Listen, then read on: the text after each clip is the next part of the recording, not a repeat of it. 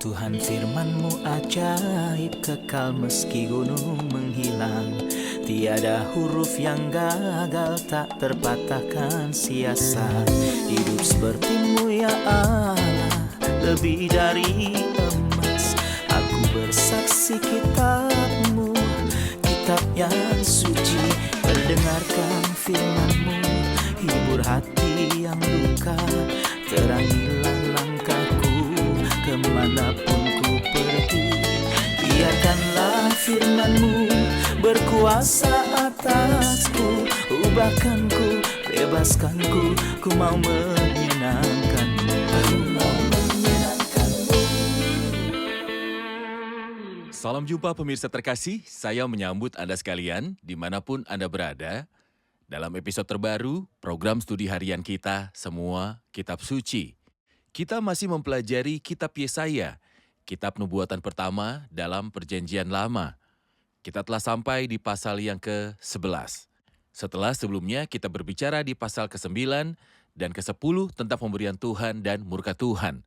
Kristus adalah anugerah Tuhan sebab seorang anak telah lahir untuk kita, seorang putra telah diberikan untuk kita. Namun siapa yang menolak pemberian Allah? Tidak akan mendapatkan kecuali murka Tuhan. Akan ada murka di masa depan terhadap bangsa yang menolak Mesias mereka.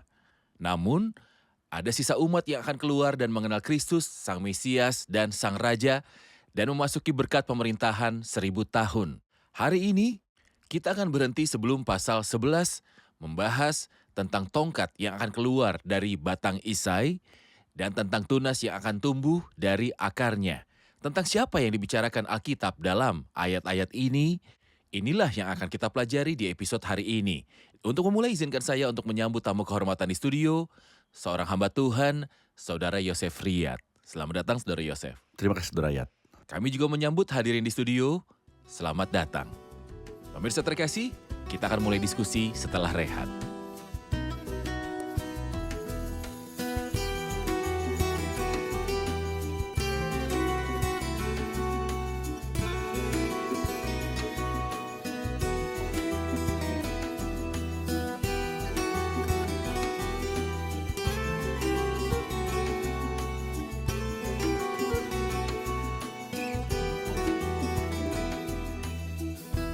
Berjumpa kembali, Saudara Yosef. Terima kasih. Kita telah sampai pada pasal 11. Mohon berikan kami topik ataupun judul pasal 11 tentang siapa dan apa yang dia bicarakan. Di sini di pasal ini, kita akan melihat deskripsi pertama yang hampir komprehensif tentang pemerintahan Kristus, pemerintahan 1000 tahun. Kita dapat membagi pasal ini menjadi 3 gagasan. Ketiganya berkisar pada ide yang sama, yaitu pemerintahan Kristus. Jadi ayat 1-5 raja dan sifat-sifatnya, ayat 6 sampai ayat 10 pemerintahan dan hakikatnya, dan ayat 11 sampai akhir pasal kerajaan dan subjeknya. Tentu saja yang kita bicarakan adalah pemerintahan Kristus, pemerintahan 1000 tahun yang akan berlangsung 1000 tahun. Ya. Setelah gereja dibangkitkan dari bumi, Ya, setelah pengangkatan gereja akan ada 7 tahun di bumi, benar. 3,5 tahun adalah awal dari penderitaan, Ya. dan setengahnya lagi adalah kesusahan besar Ya. atau penderitaan Yakub. Ya. Tuhan akan membiarkan umat dari masa dahulu kala Israel masuk dalam kesengsaraan besar. Dia akan membuat bangsa dan negara untuk melawan mereka. Benar. Akan ada kesengsaraan untuk menuntun mereka mengakui dosa karena menolak Mesias dan membunuh dia. Kemudian orang-orang yang bertobat dan orang-orang yang kembali pada hari pendamaian akan masuk ke dalam kerajaan 1000 tahun. Benar. Pertanyaan saya, apa nama-nama Alkitab lainnya bagi pemerintahan 1000 tahun? Semoga pemirsa terkasih ingin memiliki gambaran lengkap tentang pemerintahan 1000 tahun. Misalnya dalam Matius 19 ayat 28 namanya penciptaan kembali. Ketika kita sampai pada Lukas 20, masa yang akan datang. Ketika kita sampai pada Kisah Para Rasul 3, dia menyebutnya 2 nama, waktu pemulihan segala sesuatu dan juga waktu kelegaan. Ketika kita buka Roma 8, dimerdekakan dari perbudakan. Misalnya ketika melihat Efesus 1 ayat 10, persiapan kegenapan waktu. Ketika kita buka surat Ibrani pasal 2, dunia yang akan datang. Ketika kita melihat Wahyu 20, masa 1000 tahun. Ini adalah Benar. beberapa nama. Itu nama-nama yang punya arti signifikan. Signifikan. Ketika dia berbicara tentang masa pemulihan segala sesuatu, yang dia maksud adalah pengembalian segala sesuatu ke kodratnya, Saya pikir kita akan melihatnya di pasal ini. tetapi masa kelegaan dikhususkan bagi bangsa yang berada dalam kesusahan Ya. ketika dia melepaskannya dari kesusahan dan memasuki Tepat. lingkaran pemerintahan. Sempurna. Saudara Yosef, ini dimulai dari pasal 11 dengan pernyataan suatu tunas akan keluar dari tunggul Isai dan taruk yang akan tumbuh dari pangkalnya akan berbuah. Roh Tuhan akan ada padanya, roh hikmat dan pengertian, roh nasihat dan keperkasaan, roh pengenalan dan takut akan Tuhan. Ya, kesenangannya ialah takut akan Tuhan. Ia tidak akan menghakimi dengan sekilas pandang saja, atau menjatuhkan keputusan menurut kata orang, tetapi ia akan menghakimi orang-orang lemah dengan keadilan dan akan menjatuhkan keputusan terhadap orang-orang yang tertindas di negeri. Dengan kejujuran ia akan menghajar bumi dengan perkataannya seperti dengan tongkat, dan dengan nafas mulutnya ia akan membunuh orang fasik. Ia tidak akan menyimpang dari kebenaran dan kesetiaan. Seperti ikat pinggang tetap terikat pada pinggang. Siapakah yang dibicarakan Alkitab di sini? Siapakah tunas yang akan keluar dari tunggul Isai? Siapakah taruk yang akan tumbuh dari pangkalnya?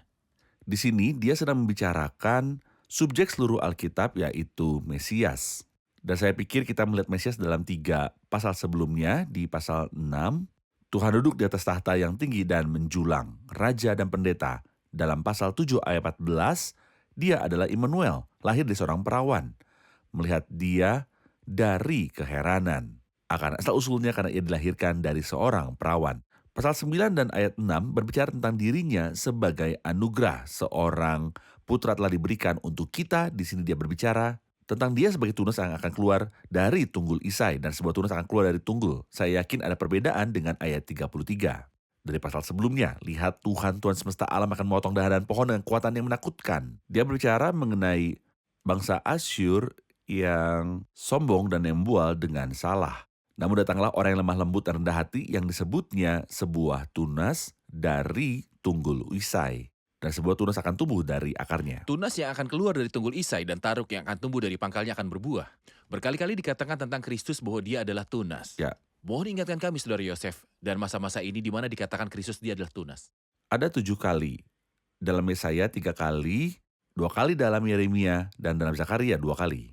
Yesaya pasal 11. Sebelumnya kita baca di pasal 4, setelah itu kita akan melihatnya lagi di pasal yang ke-53. Yesaya 4, 11, dan 53. Kemudian Zakaria 3 dan Zakaria 6, kemudian Yeremia 23 dan 33. Terima kasih, sekarang kita akan menerima pertanyaan hadirin. Silakan. Saya punya 2 pertanyaan dari ayat yang kedua. Roh Tuhan akan ada padanya. Apakah ini merupakan nubuatan tentang turunnya Roh Kudus ke atas Tuhan setelah kelahirannya? Dan pertanyaan yang kedua adalah tentang roh nasihat dan roh keperkasaan. Apakah Tuhan membutuhkan roh nasihat untuk ada padanya? Apa hubungan Roh Kudus dan Tuhan di bagian ini? Apakah artinya Roh Tuhan bertengger dalam dia seperti pada pembaptisan? Dan apakah Tuhan memerlukan roh nasihat ketika dia sendiri adalah penasihat? Nabi Yesaya berbicara 3 kali tentang turunnya Roh Kudus ke atas Kristus, dan ini pertama kalinya. Di pasal 42 adalah yang kedua kalinya. Lihat, itu hambaku yang kupegang, orang pilihanku yang padanya aku berkenan. Aku telah menaruh rohku ke atasnya supaya ia menyatakan hukum kepada bangsa-bangsa. Dan yang ketiga kalinya adalah pasal 61, roh Tuhan Allah ada padaku, oleh karena Tuhan telah mengurapi aku, ia telah mengutus aku untuk menyampaikan kabar baik kepada orang-orang sengsara. Jadi selama 3 kali dalam nubuatan Yesaya, dia memberitahu kita tentang kedatangan Roh Kudus ke atas Kristus dan pengurapan oleh Roh Kudus. Itulah sebabnya Kristus disebut Mesias. Mengapa dia adalah Mesias? Karena dia diurapi oleh Roh Kudus. Lalu apakah dia membutuhkan roh nasihat? Jawabannya adalah ya, tentu saja dia menyatu dengan Roh Kudus. Namun sebagai manusia, dia tidak pernah melakukan apapun dengan kekuatannya. Tapi dia memberitahu dalam Kisah Para Rasul 10 bagaimana Allah mengurapi dia dengan Roh Kudus dan kuat kuasa. Dia yang berjalan berkeliling sambil berbuat baik dan menyembuhkan semua orang yang dikuasai iblis sebab Allah menyertai dia. Jadi Roh Kudus memberi Kristus pekerjaan. Itu sebabnya Kristus berkata, tetapi jika aku mengusir setan dengan kuasa Roh Allah, maka sesungguhnya kerajaan Allah sudah datang kepadamu. Itu adalah bukti bahwa jika saya raja, saya melakukan apa yang saya lakukan oleh kuasa Roh Kudus. Benar, ini memberitahu kita sifat-sifat raja, sang raja sendiri. Anda sebutkan, suatu tunas akan keluar dari tunggul Isai, dan taruk akan tumbuh dari pangkalnya, akan berbuah, ada hubungan dengan Roh Kudus. Roh Tuhan ada padanya, roh hikmat, pengertian, nasihat, keperkasaan, dan takut akan Tuhan. Adakah komentar lagi tentang nama-nama Roh Kudus yang ada di sini? Roh hikmat, pengertian, nasihat, keperkasaan, pengetahuan, dan takut akan Tuhan? Perhatikan bahwa memang demikian nama Septum. Maksud saya, Roh Tuhan ada padanya. ini seperti kaki Dian. Batang yang di tengah, kemudian 7 kaki dia. 7 pelita yang masing-masing mempunyai 3 tunas dari kedua sisi. Itu sebabnya Anda menemukan 3 pasang setelah dia mengucapkan roh Tuhan. Yang akan tumbuh dari pangkalnya lalu katanya, roh hikmat dan pengertian, roh nasihat dan keperkasaan, roh pengenalan, dan takut akan Tuhan. Ini semua melambangkan kaki Dian. Dan angka 7 seperti kita ketahui adalah angka kesempurnaan. Ini mengingatkan kita dengan apa yang pernah digoreng yang sudah jenuh dengan minyak. Jadi dikatakan tentang Kristus dalam Yohanes pasal 3 karena Allah mengaruniakan rohnya dengan tidak terbatas. Kristus dipenuhi seperti yang dikatakan tentang dia dalam Lukas 4 dipenuhi dengan Roh Kudus. Benar. Bayangkan saja Saudara Yosef jika ada raja, kepala suku, atau presiden yang ingin menegakkan pemerintahannya. Saya tidak melihat satupun dari ketujuh kualitas yang ada pada penguasa manapun. Ya. Ada orang punya kekuatan tapi tidak punya hikmat. Ya. Ada yang berilmu namun tidak takut Tuhan. Ya. Dan sebagian orang menghiasi dirinya dengan rasa takut akan Tuhan dan menyebut diri mereka pemimpin yang mempunyai hubungan dengan Tuhan. Namun apakah yang menjadi ciri-ciri pemerintahan 1000 tahun di bawah pemerintahan Kristus? Inilah poin kedua yang ingin kita ketahui, sifat-sifat raja. Apa ciri-ciri kerajaan di bawah pemerintahan Kristus karena dia memiliki ketujuh sifat ini? Anda ingat lagu terakhir tentang Daud? Sebelum kematiannya dia berkata, apabila seseorang memerintah manusia dengan adil, memerintah dengan takut akan Allah, ini adalah nubuat tentang Kristus, anak Daud. Dia berkata, bukankah seperti itu keluargaku di hadapan Allah? Sebenarnya tidak seperti itu. Saya mengalami kesalahan dan penghinaan. Namun dia yang akan memerintah dengan takut akan Tuhan. Siapa itu? Anak Daud yang sebenarnya yang diberitakan oleh malaikat Gabriel dalam kabar baik kepada perawan Maria yang diberkati. Dan Tuhan Allah akan mengaruniakan kepadanya tahta Daud dan ia akan menjadi raja atas kaum keturunan Yakub sampai selama-lamanya. Dan kerajaannya tidak akan berkesudahan. Kesenangannya ialah takut akan Tuhan. Ia tidak akan menghakimi dengan sekilas pandang saja, atau menjatuhkan keputusan menurut kata orang, tetapi ia akan menghakimi orang-orang lemah dengan keadilan. Ini kebutuhan bumi saat ini. Revolusi terjadi di banyak negara, menyerukan kesetaraan, penghidupan, kebebasan, keadilan sosial, dan semua sistem telah gagal. Kapankah bumi akan mengalami manisnya keadilan dan perdamaian? Setelah banyak revolusi terjadi, orang berkata, kami harap ini semua tidak muncul karena situasinya telah mencapai yang paling buruk. Faktanya inilah yang terjadi. Alkitab berkata ketika Anda membaca Yeskiel pasal 21, dia berkata, puing-puing akan kujadikan dia, ini pun tidak akan tetap. Sampai ia datang yang berhak atasnya dan kepadanya akan kuberikan itu. Dunia akan terbalik sampai datangnya Siloh yang berkuasa. Itu artinya dari Siloh. Itulah yang dikatakan Yakub tentang dirinya di awal Kejadian pasal 49 ayat yang ke-10. Tongkat kerajaan tidak akan beranjak dari Yehuda ataupun nama pemerintahan dari antara kakinya sampai dia datang yang berhak atasnya, yang akan kepadanya akan takluk bangsa-bangsa. Yang berkuasa adalah Kristus. Ketika dia memerintah, dia akan memerintah. Bukan juga menurut apa yang dengar telinganya dan tidak pula menurut apa yang dilihatnya. Meskipun sebenarnya melihat dengan mata dan mendengar dengan telinga lebih dipercaya. Lalu bagaimana Anda menilai? Inilah kepastiannya. Inilah kepastiannya. Sudahkah Anda mendengar? Ya. Saya dengar. Apa Anda melihatnya? Ya. Saya melihat. Sudah selesai. Tidak. Dia akan melakukan lebih dari itu. Sebab nyatanya ada yang memerintah menurut matanya. Dan ada seseorang yang menilai menurut apa yang didengar telinganya. Namun keduanya salah. Mereka adalah Samuel dan Daud. Ya. Ketika Samuel melihat Eliab, saudara Daud katanya sungguh di hadapan Tuhan sekarang berdiri yang diurapinya. Tetapi Tuhan berkata kepada Samuel, janganlah pandang parasnya atau perawakan yang tinggi, sebab aku telah menolaknya. Bukan yang dilihat manusia, yang dilihat Allah, manusia melihat apa yang di depan mata, tetapi Tuhan melihat hati. Samuel salah. Daud menghakimi menurut apa yang didengarnya. Ketika Ziba memberitahunya Mephiboset. bahwa Mephiboset sangat senang kau pergi dan berkata bahwa mereka akan mengembalikan dia untuk memerintah. Ketika dia mendengar ini, Daud kesal terhadap Mephiboset. Dan dia berkata, ambillah semua bagian. Mephiboset yang merupakan milik Saul, ambillah semuanya. Daud menghakimi berdasarkan apa yang didengarnya dan sudah jelas bahwa dia salah. Aku telah katakan engkau dan Ziba harus membagi ladang itu. Pada akhirnya dia Benar. membaginya. Iya. Saudara Yosef, kita akan menyaksikan laporan dan kembali untuk melanjutkan studi. Kita membaca di kitab Yohanes atau Injil Yohanes pasal yang ketiga, ayat yang ke-34 bahwa Tuhan Bapa tidak memberikan roh pada putranya menurut ukuran sejak dia dilahirkan. Tuhan Yesus Kristus berada di bawah kuasa roh. Dia tidak memilih untuk bertindak berdasarkan kekuatannya sendiri. Setelah pembaptisannya di Sungai Yordan, Roh Kudus turun dalam wujud tubuh seperti burung merpati. Ini melambangkan urapan yang dibicarakan oleh Rasul Petrus sebagai persiapan atau pelayanan publiknya yang terhormat.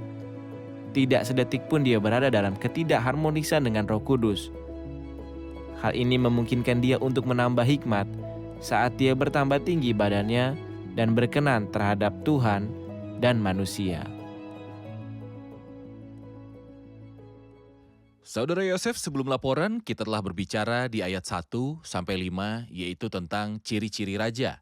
Tapi mulai dari ayat 6 seperti Anda tunjukkan dari 6 sampai 10 adalah tentang atribut dan sifat kerajaan, pemerintahan. Apa ciri-ciri pemerintahannya? Mohon berikan penjelasan. Lihat, dia menyebutkan 7 hal.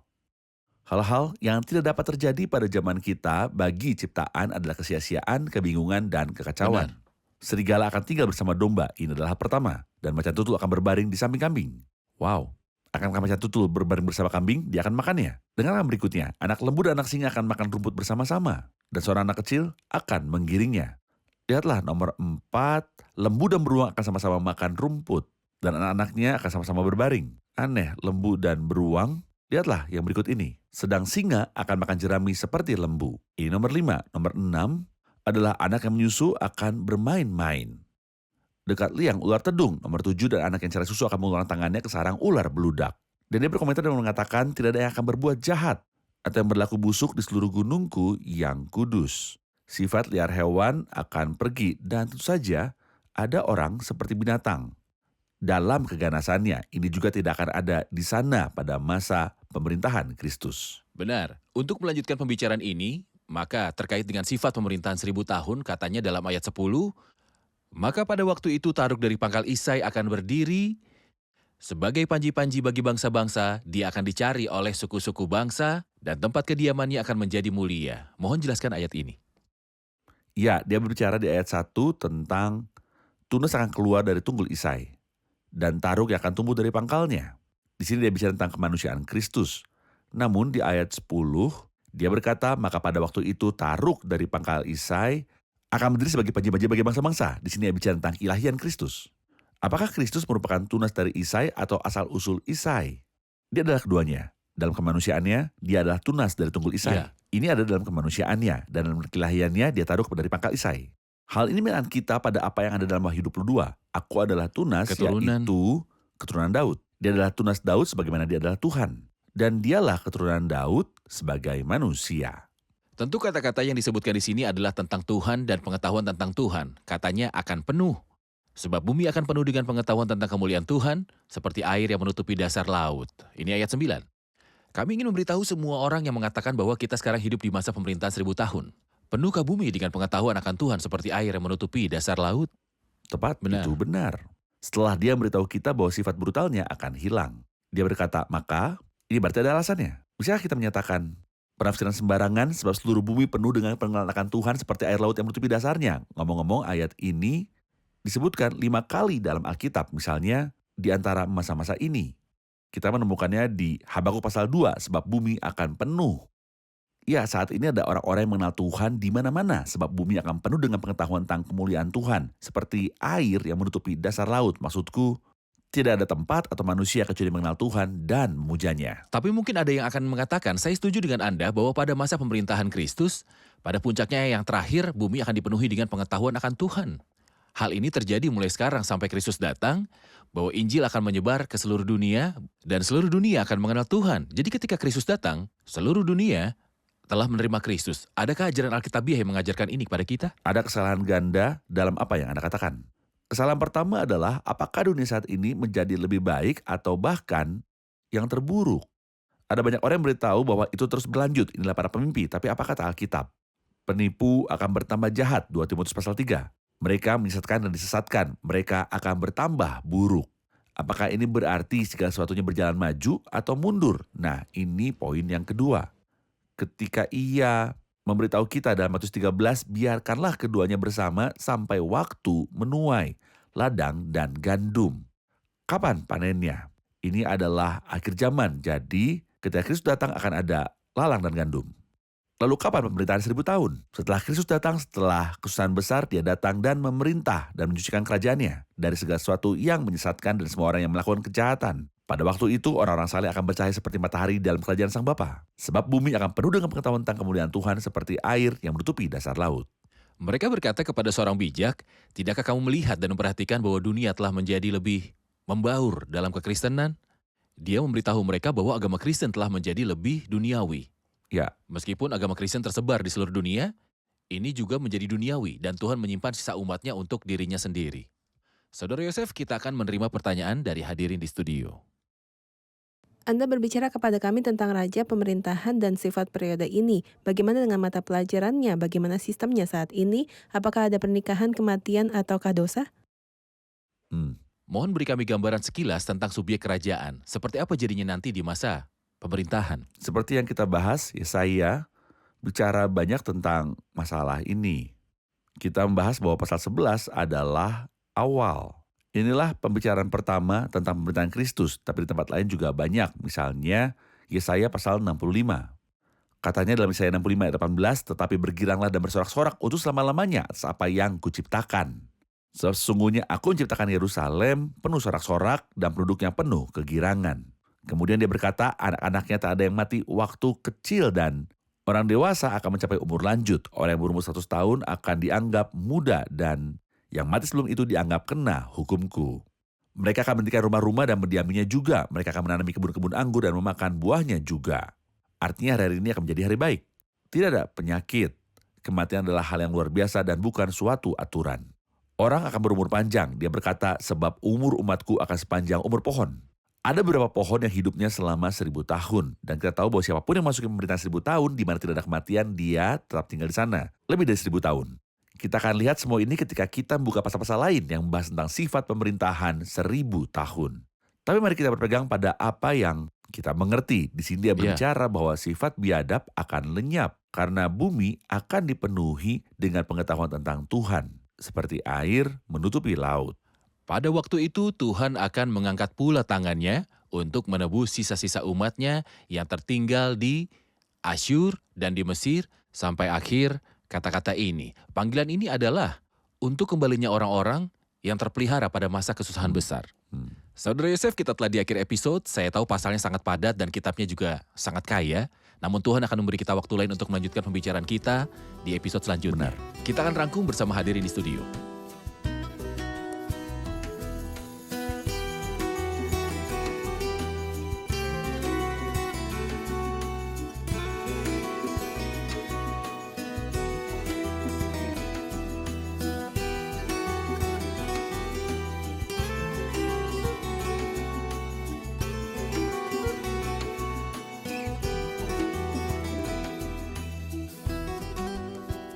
Pasal hari ini memiliki 3 gagasan utama. Gagasan pertama adalah ciri-ciri raja. Gagasan kedua adalah ciri-ciri kerajaan dan hakikat dari kerajaan. Gagasan ketiga tentang siapa rakyat kerajaan itu dan bagaimana keadaannya pada masa pemerintahan 1000 tahun. Mohon berikan gambaran tentang atribut raja, siapa rajanya dan apa sifatnya. Raja di sini berbicara tentang batang dari Isai.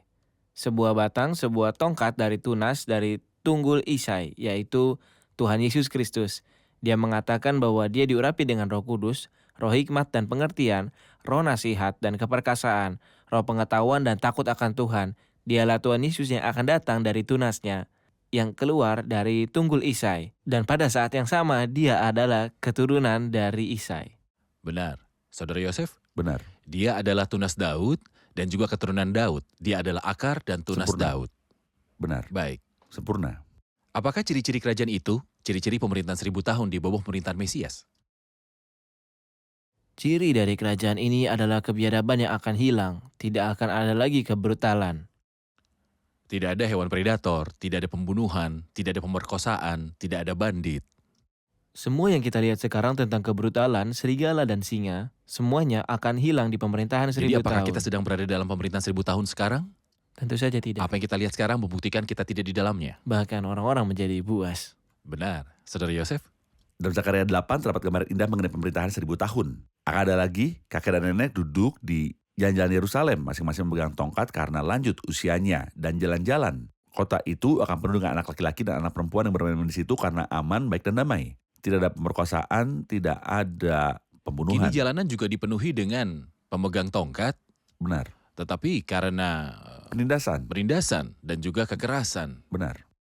Pertanyaan ketiga, siapa saja orang-orang yang akan tergabung dalam kerajaan tersebut? Apa saja atribut mereka dan bagaimana urusan yang kelola kerajaan tersebut? Mereka yang masuk kerajaan adalah sisa umat orang saleh yang akan melewati kesusahan besar yang tidak mau menyembah binatang itu.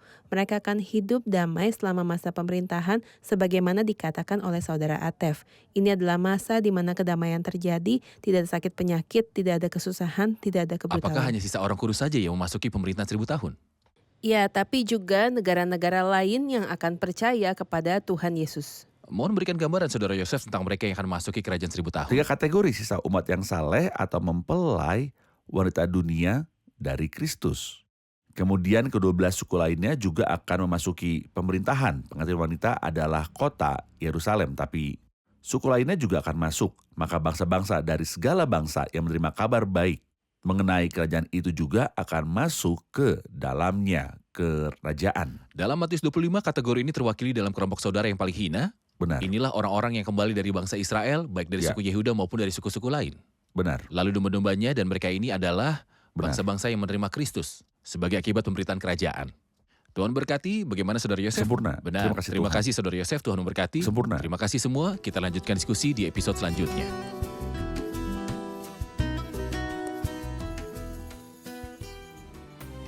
وعدي طريقي ترشدني تعلمني وتنصحني وفي البرية تسندني بإيدك انت تمسكني وأكيد الوعد ليا ضمانه فيك ومش فيا كلام صادق إله صالح أمين ما تتغير كلام صادق إله صالح أمين ما تتغير وعدت وضمنت إحسانك وأنا صغير ولا أستاهل وتغمر قلبي بسلامك وتحفظ فكري بالكامل وأكيد الوعد ليا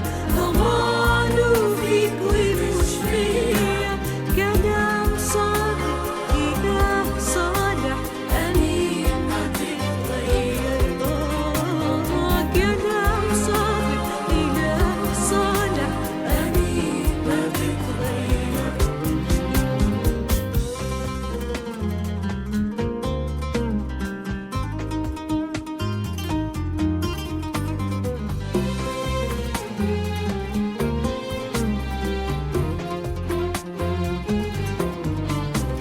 وعدت منك بسلطانك لخير الكل يتحول ما كل شيء في إمكانك ومجدك انت في الأول وأكيد الوعد ده ليا ضمانه فيك ومش فيا كلام صادق إله صالح أمين ما تتغير كلام صادق إله صالح أمين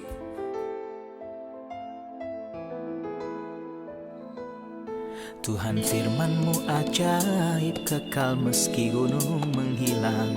Tiada huruf yang gagal tak terpatahkan siasat. Hidup seperti-Mu ya Allah, lebih dari emas. Aku bersaksi kitab-Mu, kitab yang suci. Mendengarkan firman-Mu, hibur hati yang duka.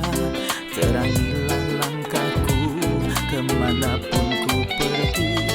Biarkanlah firman-Mu berkuasa atasku. Ubahkanku, bebaskanku, ku mau menyenangkan-Mu. Tuhan firman-Mu ajaib kekal meski gunung menghilang. Ubah dan bebaskan aku.